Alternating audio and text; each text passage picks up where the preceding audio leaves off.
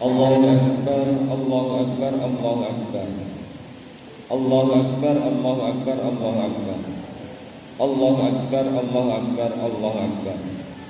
Allahu Akbar kabiran walhamdulillahi katsiran wa subhanallahi bukratan wa asila. La ilaha illallah wallahu akbar. Allahu akbar walillahil hamd. Alhamdulillahilladzi arsala rasulahu bil huda wa dinil haqq liyudhhirahu 'ala ad-dini kullihi walau karihal kafirun. Asyhadu an la ilaha illallah wahdahu la syarikalah wa asyhadu anna Muhammadan 'abduhu wa rasuluh. Allahumma shalli wa sallim ala nabiyyina Muhammad wa ala alihi wa sahbihi wa man tabi'ahum bi ihsanin ila yaumil qiyamah. Amma ba'du. Ya ayyuhan nas usikum wa iyaya bitaqwallah faqad fazal muttaqun. Qala ta'ala a'udzu billahi minasyaitonir rajim. Ya ayyuhalladzina amanu taqullaha haqqa tuqatih wa la tamutunna illa wa antum muslimun. Wa qala ta'ala aidan ya ayyuhalladzina amanu taqullaha wa qulu qawlan sadida yuslih lakum a'malakum wa yaghfir lakum dhunubakum wa may yuti'illaha wa rasulahu faqad faza fawzan 'azima. Wa'lamu anna yawmakum hadza yawmu 'idil adha. Faqad qala ta'ala a'udzu billahi minasyaitonir rajim. Bismillahirrahmanirrahim. Inna a'tainakal kautsar fasholli li rabbika wanhar inna syani'aka huwal abtar. Hadirin jamaah salat Idul Adha rahimakumullah. Alhamdulillah, hari ini kita berkumpul untuk melaksanakan salat Idul Adha.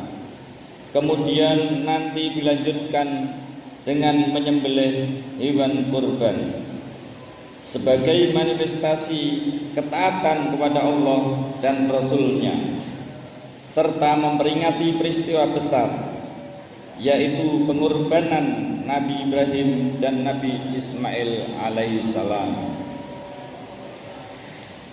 Maka tema khutbah yang akan saya sampaikan yaitu pengorbanan jalan menuju kejayaan. Ingatlah ketika Nabiullah Ibrahim alaihissalam sedang menapaki jalan terjal menuju ketinggian, menjalani detik-detik paling menggetarkan jiwa, saat-saat ketika ia mampu mengalahkan keraguannya dan mewujudkan keimanannya kepada Allah Subhanahu wa taala, lalu memutuskan untuk menyembelih putranya tercinta Nabi Ismail alaihissalam sebagai perintah dari Allah Subhanahu wa taala. Perhatikanlah dialog antara ayah dan anak yang diabadikan dalam Al-Qur'an. A'udzubillahi minasyaitonirrajim. Falamma balagha ma'hu sa'ya qala ya bunayya inni ara fil manami anni azbahuka fanzur madza tara. Qala ya abatif'al ma tu'mar satajiduni insyaallahu minas sabirin. Maka tatkala anak itu sampai pada umur sanggup berusaha bersama-sama Ibrahim, Ibrahim berkata, "Hai anakku, sesungguhnya aku melihat dalam mimpi bahwa aku menyembelihmu, maka fikirkanlah apa pendapatmu." Ia menjawab, "Hai bapakku, laksanakanlah apa yang diperintahkan kepadamu. Insya Allah kamu akan mendapatiku termasuk orang-orang yang sabar." Quran surat As-Saffat ayat 102. Perhatikanlah bagaimana Nabi Ibrahim memanggil anaknya dengan sebutan Bunayya, anakku tersayang. bukan dengan panggilan hai Ismail. Nabi Ibrahim juga bertanya dengan sangat lembut, maka pikirkanlah bagaimanakah pendapatmu. Tidakkah kita merasakan bagaimana Nabiullah Ibrahim menyembunyikan pergolakan besar yang berkecamuk di relung hatinya? Dan alangkah sabarnya ketika sang anak diminta pendapatnya untuk disembelih. Nabi Ismail menjawab dengan tenang, lakukanlah apa yang diperintahkan kepadamu, insya Allah engkau akan mendapatiku termasuk orang-orang yang sabar. Itulah kisah pengorbanan paling besar dalam sejarah manusia. Allahu Akbar, Allahu Akbar, Allahu Akbar. Begitulah kisah pengorbanan itu terukir dalam sejarah kemanusiaan. Sebab dalam kisah sejarah itu selalu ada pengorbanan yang mengalirkan darah dan air mata. Tapi itulah yang dapat mengantarkan manusia menuju muara kesuksesan, dan itulah yang dapat mengantarkan setiap umat menuju kejayaannya. Perhatikan pula bagaimana putra Nabi Adam alaihissalam yang bernama Habil mempersembahkan hewan terbaik sebagai persembahan kepada Allah untuk membuktikan ketakwaannya.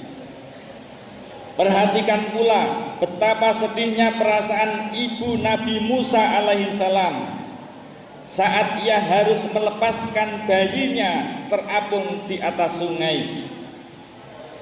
Lalu bagaimana Nabi kita Muhammad sallallahu alaihi wasallam, beliau berkorban demi agama Islam dalam berdakwah dengan segenap jiwa dan raganya. Rintangan, umpatan, caci maki, intimidasi, teror, pembunuhan dan peperangan beliau hadapi dengan sabar.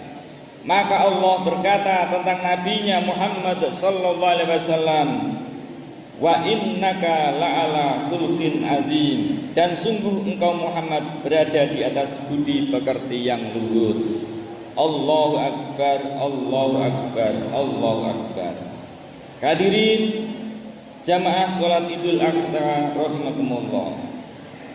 Kalau pengorbanan telah melekat dalam kehidupan, maka begitulah pengorbanan menjadi wajah abadi bagi keimanan. Sebab Allah hendak memenangkan agamanya di muka bumi dengan usaha-usaha manusia yang maksimal. Marilah kita menyimak dialog antara sahabat Sa'ad bin Abi Waqqas dengan Rasulullah berikut. Dari Sa'ad bin Abi Waqqas ia berkata, wahai Rasulullah, siapakah yang mendapatkan cobaan paling berat? Rasulullah menjawab, para nabi. Lalu yang paling menyamai kualitas nabi. Dan seseorang akan diuji sesuai dengan kemampuannya. Jika di dalam keagamaan terdapat kekuatan, maka cobaannya akan semakin keras. Dan jika ada kelemahan dalam agamanya, ia hanya akan diuji sesuai dengan kadar keagamanya itu. Maka cobaan tidak akan pernah meninggalkan seorang hamba hingga ia membiarkan hamba itu berjalan di muka bumi tanpa sedikit pun dosa. Hadis riwayat Ibnu Majah. Begitulah pengorbanan menjadi bukti keimanan, di mana iman itu hanya akan terlihat pada sebanyak apa kita berkorban, sebanyak apa kita memberi, pada sebanyak kita lelah, pada sebanyak apa kita menangis. Dan puncak dari segalanya adalah saat di mana kita menyerahkan jiwa dan harta sebagai persembahan total kepada Allah Subhanahu wa taala. Maka bertanyalah kepada diri kita sendiri, sudah seberapa banyak kita mengorbankan diri kita untuk Allah Subhanahu wa taala. Sudah berapa banyak kita berjuang di jalan Allah. Astaghfirullahaladzim, astaghfirullahaladzim, astaghfirullahaladzim. Jangankan mengorbankan jiwa, mengorbankan waktu 5 menit untuk sholat 5 waktu menghadap Allah masih terasa berat, masih menunda-nunda. Padahal Allah yang menciptakan kita, Allah yang menghidupkan kita, yang memberi rezeki setiap hari yang tak terhitung banyaknya. Allah telah memberikan 24 jam sehari semalam, dan Allah hanya mewajibkan 5 kali untuk menghadap kepadanya.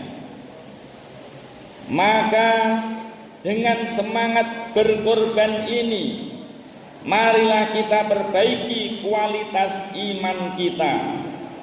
Jika kita menyadari bahwa diri kita ini milik Allah dan kelak kita akan kembali menghadap Allah, maka seharusnya kita siap dan rela berkorban waktu, tenaga, harta dan jiwa untuk Allah Subhanahu wa taala, sebagaimana yang dicontohkan oleh para nabi dan rasulnya. Begitulah pengorbanan menjadi jalan kemenangan.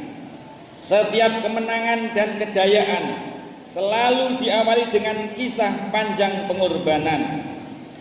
Maka Nabi Ibrahim dinobatkan sebagai pemimpin umat manusia setelah ia menjalani kisah pengorbanan yang begitu panjang dan mengharu biru. Dan Rasulullah SAW mencapai kemenangan setelah melalui perjuangan dan pengorbanan yang penuh darah dan air mata. Dan puncak kemenangan itu telah dijanjikan oleh Allah, yaitu dimasukkan ke dalam surga yang penuh dengan kenikmatan, kekal abadi untuk selama-lamanya. Allahu Akbar, Allahu Akbar, Allahu Akbar.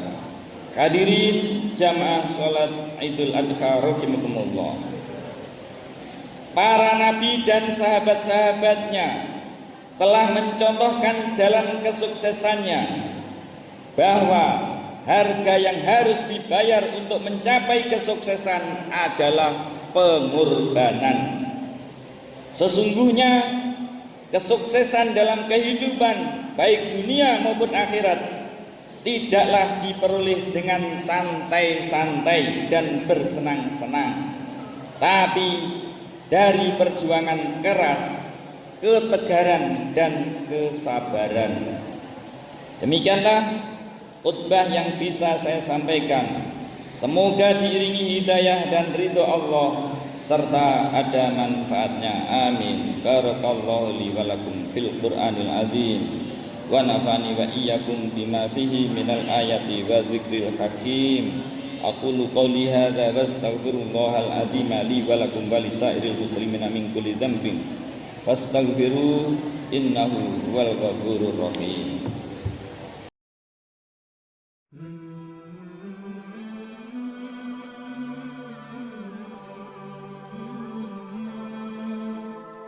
Mm-hmm.